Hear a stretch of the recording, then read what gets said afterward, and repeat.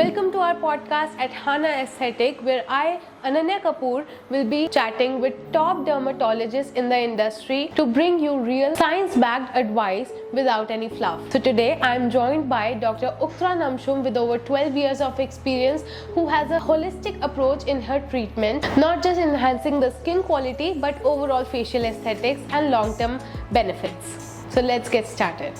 So doctor, Botox, fillers, thread lifts, what does actually works or what is just a money grab? Interesting question.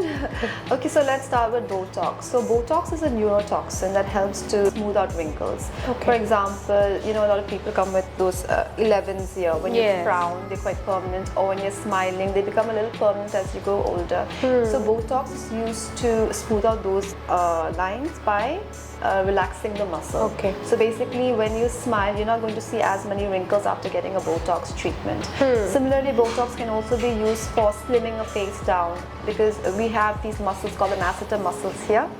And some people, they're quite large. This is a mastication muscle for like chewing. So when Botox is injected here, it helps in slimming down the face over time. So they're used for multiple purposes. Okay. Yes. Then we have fillers, hyaluronic acid fillers. So hyaluronic acid fillers are temporary and they're also reversible.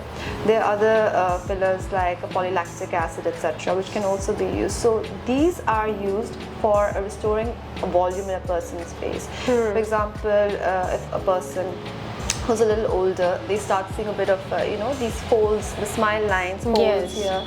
Some people, because it could be hereditary or because of aging, get these under eye hollowing, and some people want to augment their cheeks. So it can be used for various purposes, either to restore volume or to contour your face. So they are actually worth it, not a money grab? No, not a money grab, not at all. I wouldn't say they are. Yeah. But many celebrities look very unnatural because of these treatments, anti-aging treatments. So is it bad doctor or bad treatment according to their facial features? So, actors, because of they're on camera all the time, there are new actors coming up all the time, they always want to look youthful. Yes. So a lot of times I think they get too many treatments too often. Yes. So generally, for example, Botox lasts for about 3 to 6 months. Fillers, depending on the area you're getting and what type of filler, lasts anywhere from 6 to 12 months.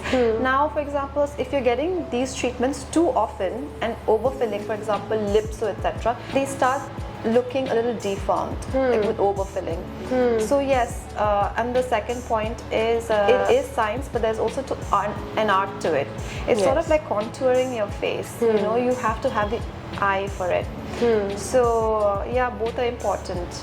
One is not getting too many treatments too often, too much. That will make it look a little odd. The second is choosing the right professional, the right doctor to inject your face, so that you get this look that you're looking for and that it looks natural. Because you want the look to look natural, like you haven't been injected or you haven't done anything to your face, but still you and refresh. So that is the goal that you want when you're looking for any anti-aging treatment. So doctor, one of the most popular treatment for anti-aging is coming up to be HiFu, that is a non-invasive tightening treatment. So why do people tend to go for surgery if we have non-invasive treatments? So number one, personal preference. Obviously, people don't want, they don't have the amount of time for to get surgery done, because you have to undergo anesthesia, then you have to, obviously there are a lot of complications with surgery, downtime, you need off work. So with the HiFu, downtime is less, the results are more instant as compared to surgery.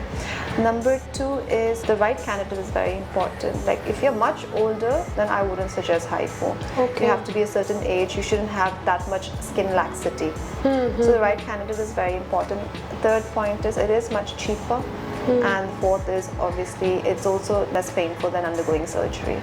So that's the reason why a lot of people don't want to go under the knife and prefer HiFu. So doctor, I want you to uncover the risks behind these anti-aging treatments like Botox and fillers.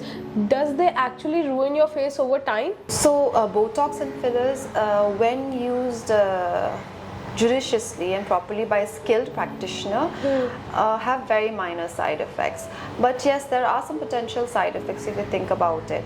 For example, Botox, it usually relaxes your muscles. So over time, if you're using too much of it, can lead to a bit of muscle atrophy.